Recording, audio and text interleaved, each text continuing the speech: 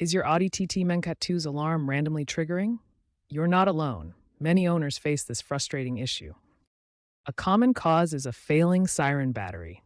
These typically last 5 to 7 years, and a weak battery can trigger false alarms. The fix is simple. Replace it with a new one, costing around $10 to $20.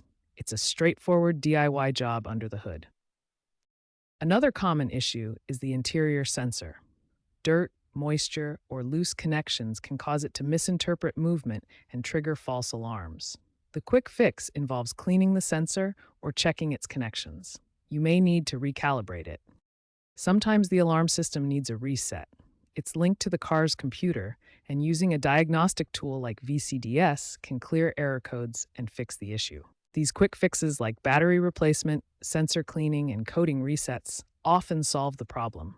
If they don't, proceed to the next section for more involved repairs.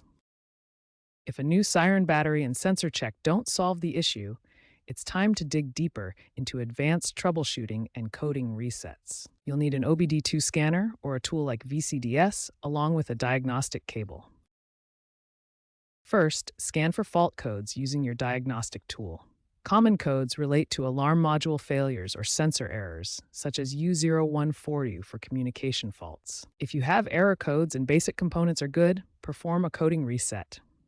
Use VCDS to clear codes and reprogram settings in the vehicle's control modules. Be aware of potential pitfalls like accidentally locking the car. Use online tutorials for guidance, and consider professional help if you're uncomfortable with coding.